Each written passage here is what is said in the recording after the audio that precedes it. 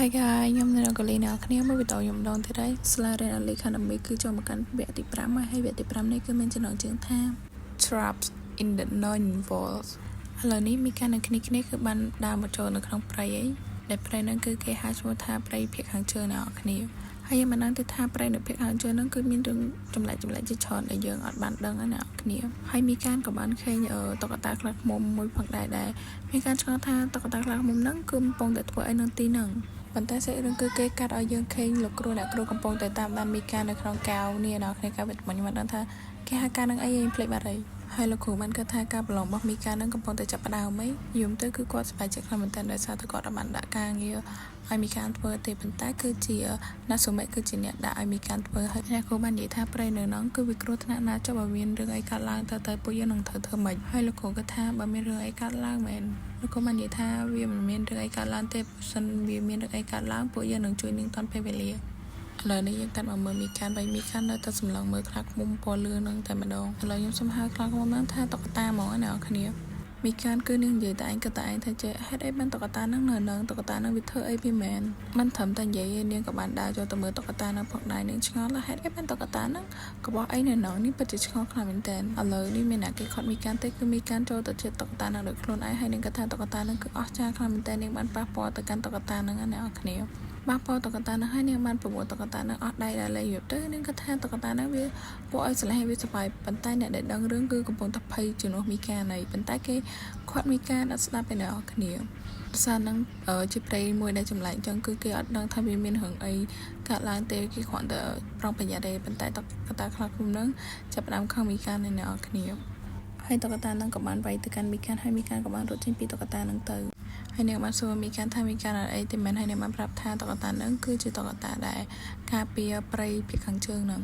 ហើយមីកាគាត់ទៅដឹងថាតុក្កតាហ្នឹងវារឹងមាំខ្លាំងហើយជាតុក្កតាដែលការពារព្រៃភ្លាមគឺនាងភ័យហ្មងកាំងទឹកភ្នែកលេងហូរប្រោឥឡូវយើងលេងតាក់ទងនឹងតុក្កតាហ្នឹងយើងមកមើលហាត់រូក៏បានទាញទូរស័ព្ទរបស់នាងមកដើម្បីបញ្ជាយ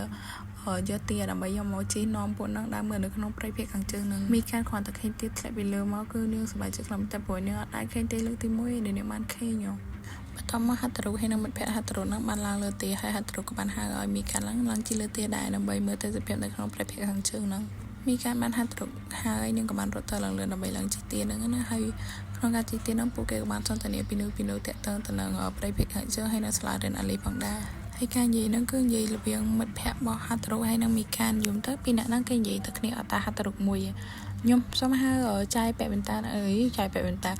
ម្នាក់ស្រីប៉ែវិនតាហ្នឹងគឺជាមិត្តភក្តិរបស់ហាត់រូទៅដោយសារតែខ្ញុំចេះតែភ្លេចឈ្មោះមិត្តភក្តិរបស់ហាត់រូរហូតហើយមីកាហ្នឹងក៏បានសួរនាំទៅកាន់ហាត់រូដែរប៉ុន្តែហាត់រូអត់ឆ្លើយទេដោយសារហាត់រូអត់ឆ្លើយនឹងក៏បានទៅនិយាយមើលមិត្តភក្តិហាត់រូវិញទៅពីអ្នកហ្នឹងគេនិយាយទៅគ្នាទៅប៉ុន្តែគុំមើលមកហាត់រូគឺធុញនឹងពីអ្នកហ្នឹងខ្លាំងមែនតើដោយសារតែពីអ្នកហ្នឹងគឺនិយាយច្រើនខ្លាំងមែនតើ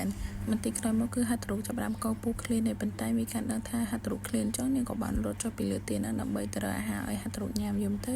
ក៏នឹងឆ្លាញ់មិត្តភក្តិហ្មងណាក្រោយពីរកអាហារបានហើយពួកគេក៏បានចោះញ៉ាំអាហារជុំគ្នាអញ្ចឹងណាគ្នាយំទៅព្រៃភាគខាងជើងហ្នឹងគ្រោះថ្នាក់ប៉ុន្តែមានការទៅរកផ្លែឈើមកបានយ៉ាងងាយស្រួលដូចអត់មានគ្រោះថ្នាក់អីសោះ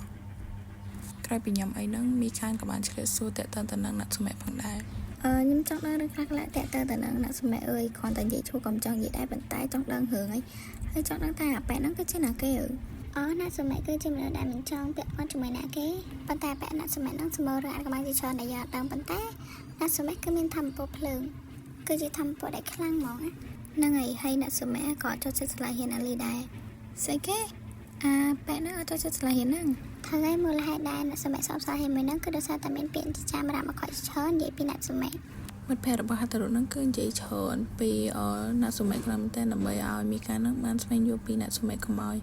នាងលេលើខ្លាចទៅជាមនុស្សសត្រូវជាមួយនឹងអ្នកសម្រាប់ដោយសារអ្នកសម្រាប់ហ្នឹងគឺមានភ្នែកមួយដោយគួរអីខ្លាចអញ្ចឹងទៅប៉ុន្តែគាត់ក៏មានការភ្នែកមួយដ៏ត្រជាក់ផងដែរមីកាគ្រាន់តែលើឲ្យនាងភ័យតែម្ដងខ້ອຍពីមិត្តភក្តិរបស់ហាត់រូនិយាយពីអ្នកសម្រាប់ចាប់ហើយនាងក៏បានមើលទៅលើហើយនាងក៏បានឃើញថាមានមន់យក្សមួយមន់ហ្នឹងគឺធំខ្លាំងមែនតើតែពេលដែលឃើញមន់យក្សហ្នឹងហើយម្នាក់គឺចាប់ផ្ដើមភ័យគឺអត់តាហាត់រូមួយទេយំទៅហាត់រូគ្ន